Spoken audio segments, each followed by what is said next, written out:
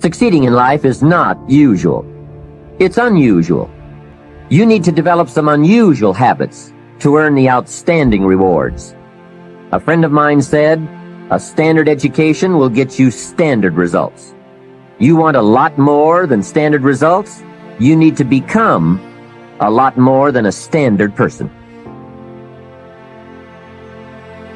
You have to act and decide simultaneously.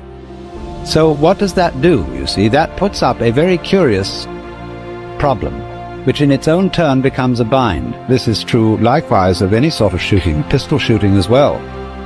That if you aim, if you decide and then fire, you're apt to do things like pulling the trigger instead of squeezing. All kinds of wrong things are done, and you're always a moment too late if you decide first to try and act quickly enough so that you overtake the preliminary decision. To try not to decide first. And that is an impossible problem. We intend to when the idea strikes us. We intend to when the emotion is high. But now if you don't translate that into action fairly soon, now the intent starts to diminish. And a month from now it's cold. A year from now, it can't be found. So act. Set up a discipline when the emotions are high and the idea is strong and clear and powerful. That's the time to set up the discipline. Somebody talks about good health and you're stirred. Right. You need to get a book on nutrition. Get the book before the idea passes and before the emotion gets cold. Go for the book. Start the library. Start the... And you know you ought to do this. You really want to do this, but you don't know why you haven't done it. Now, first of all, we know that this is not easy, because in order to begin to reinvent your life, you've got to make a conscious, deliberate, determined effort. I think that among the things that prevent us from acting is the fear of failure. And if you've already failed, you don't want to fail again. The pain of that, the disappointment, the fear of loss is another thing. Because many times when we do those things that we know we need to do, we feel that we might lose somebody that we love very much and care about. We don't want to hurt anybody. Many of us don't act because we want other people's approval. We want everybody to like us and to accept us. And that's not possible. Life should be an exciting adventure. It should never be a bore. A man should live fully, be alive. He should be glad to get out of bed in the morning. He should be doing a job he likes to do because he does it well.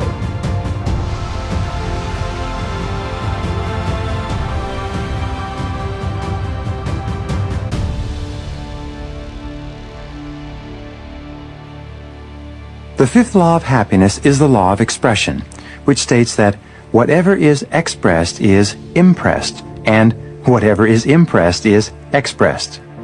Whatever you say, either to yourself or out loud, is impressed into your subconscious mind. And whatever is impressed into your subconscious mind will ultimately be expressed in your thoughts, your feelings, your conversation, and your actions. The more emotion that you use to express any thought or idea, the more deeply it will be impressed into your subconscious mind, and the more rapidly it will be re-expressed in your life. Whatever you say with conviction triggers thoughts, ideas, and actions consistent with those words, so be sure to pick your words carefully.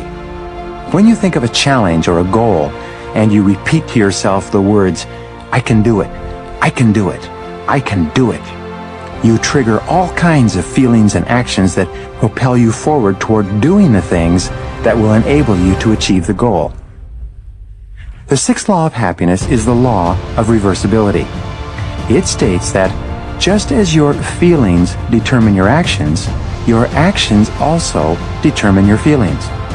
This is a remarkable and powerful law that says that even if you don't feel a particular way, such as self-confident or happy, if you act as if or pretend that you have the feelings already, the actions themselves will have a backflow effect and generate the emotions consistent with them. When you act in a certain way, the actions themselves trigger thoughts, images, feelings, and attitudes that are consistent with those actions. You can, in effect, control much of the content of your mental and emotional life simply by moving your body in such a way that it's consistent with the way in which you wish to think and feel. The seventh law of happiness is the law of visualization, which states that ideas and images tend to awaken emotions and feelings that correspond to them. When you create clear mental pictures of yourself as happy, positive, and optimistic, these mental pictures will trigger feelings and actions that actually lead to your being happy, positive, and optimistic. One of the most helpful exercises that you can engage in is to think of a time in your life when you've been extremely happy and to replay that experience on the screen of your mind as though you were running a movie projector. Put yourself right into the picture and re-experience or get the feelings that go with it. You can actually make yourself happy by dwelling upon previous experiences when you've been happy.